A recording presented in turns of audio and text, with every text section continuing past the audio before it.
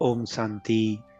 आज की अव्यक्त मुरली 11 फरवरी सन 1971 से लिया गया है, जिसका शीर्षक है अंतःवाहक शरीर द्वारा सेवा। एक सेकंड में कितना दूर से दूर जा सकते हो, हिसाब निकाल सकते हो। जैसे मरने के बाद आत्मा एक सेकंड में कहाँ पहुंच जाती है, ऐसे आप भी अंतःवाहक शरीर द्वारा अर्थात सूक्ष्म शरीर द्वारा, अंतःवाहक शरीर जो कहते हैं उसका भावार्थ क्या है।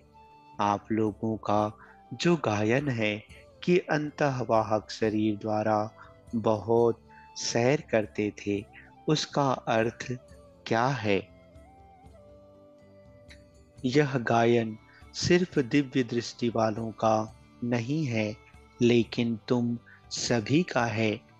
यह लोग तो अंतःवाहक शरीर का अपना अर्थ बताते हैं, लेकिन यथार्थ अर्थ यही है कि अंत के समय की जो आप लोगों की कर्मातीत अवस्था की स्थिति है, वह जैसे वाहन होता है ना, कोई ना कोई वाहन द्वारा सैर किया जाता है, कहाँ का कहाँ पहुंच जाते हैं।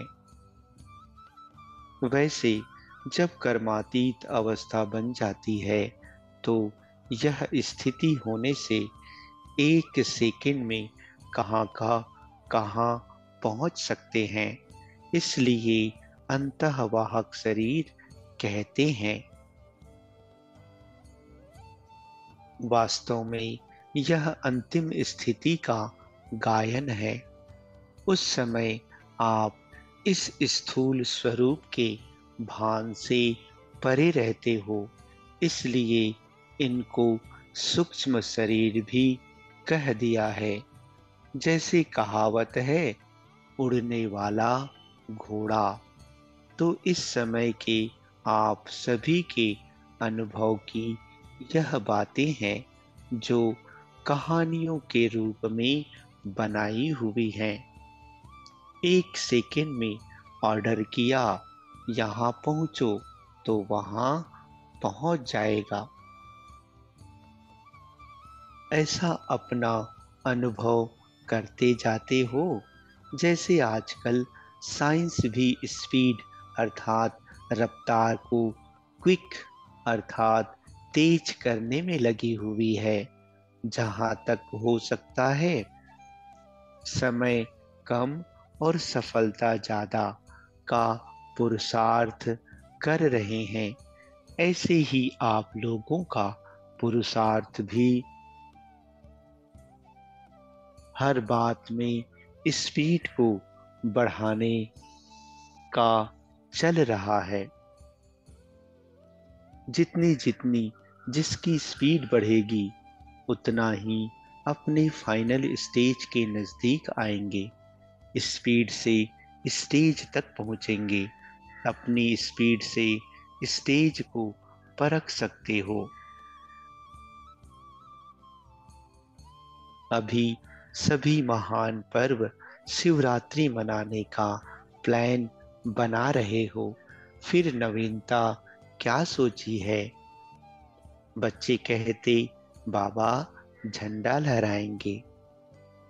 बाप दादा कहते, अपने अपने सेवा केंद्रों पर झंडा भले लहराओ, लेकिन हर एक आत्मा के दिल पर बाप की प्रत्यक्षता का झंडा लहराओ। वह तब होगा जब शक्ति स्वरूप की प्रत्यक्षता होगी।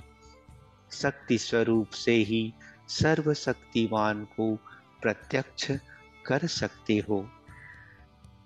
शक्ति स्वरूप अर्थात सहारी और अलंकारी जिस समय स्टेज पर आते हो, उस समय पहले अपनी स्थिति की स्टेज अच्छी तरह से ठीक बनाकर फिर उस स्टेज पर आओ, जिससे लोगों को आपकी आंतरिक स्टेज का साक्षात्कार हो। जैसे और तैयारियां करते हो, वैसे यह भी अपनी तैयारी देखो कि अलंकारी बनकर स्टेज पर आ रही हूँ। लाइट हाउस, माइट हाउस दोनों ही स्वरूप इमर्ज रूप में हो। जब दोनों स्वरूप होंगे, तब ठीक रीति से गाइड बन सकेंगे। आपके बाप शब्द में इतना स्नेह और शक्ति भरी हुई हो, जो यह शब्द ज्ञान अंजन का काम करे, अनाथ को सनाथ बना दे। इस एक शब्द में इतनी शक्ति भरो। जिस समय स्टेज पर आते हो, उस समय की स्थिति एक तो तरस की हो, दूसरी तरफ कल्याण की भावना, तीसरी तरफ अति स्नेह के शब्द, चौथी तरफ स्वरूप में शक्तिपन की झलक हो। अपनी स्मृति और स्थिति को ऐसा पावरफुल बनाकर ऐसे समझो कि अपने कई समय के पुकारते हुए भक्तों को अपने द्वारा बाप का साक्षात्कार कराने के लिए आई हूँ। इस रीति से अपने रूहानी रूप, रूहानी दृष्टि, कल्याणकारी वृत्ति द्वारा बाप को प्रत्यक्ष कर सकती हो। समझा क्या करना है? सिर्फ भाषण की तैयारी नहीं करनी है, लेकिन भाषण की तैयारी ऐसी करो जो भाषण द्वारा भाषा से भी परे स्थिति में ले जाने का अनुभव कराओ।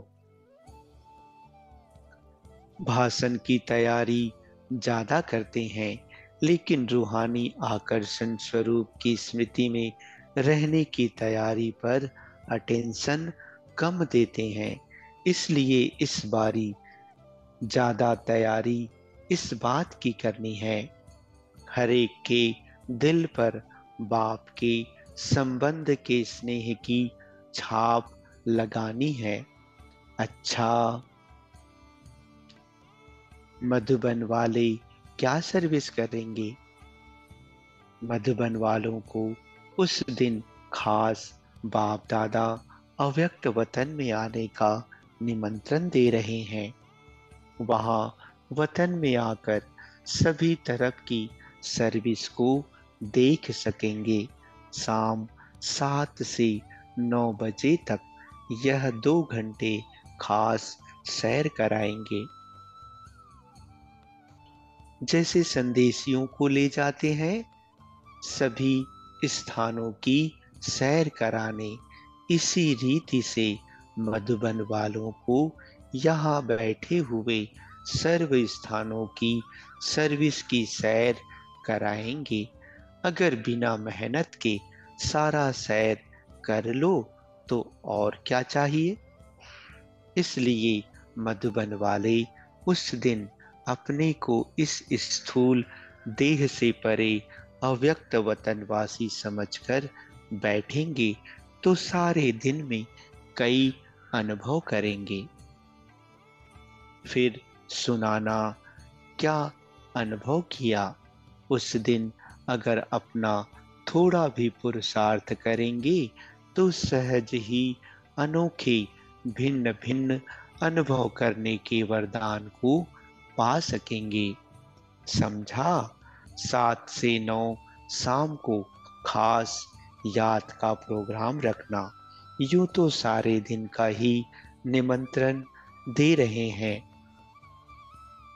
लेकिन विशेष यह सैर का समय है। ऐसे समय पर हरेक यथाशक्ति अनुभव कर सकेंगे। मधुबन वाले विशेष स्नेही है, इसलिए विशेष निमंत्रण है। सिर्फ बुद्धि द्वारा अपने इस देह के भान से अलग होकर बैठना। फिर ड्रामा में जो अनुभव होने हैं वह होते रहेंगे। संदेशियों के लिए तो साक्षात्कार कॉमन अर्थात साधारण बात है, लेकिन बुद्धि द्वारा भी ऐसे अनुभव कर सकते हो। इतना स्पष्ट होगा जैसे इन आंखों से देखा हुआ अनुभव है। अच्छा, ओम शांति।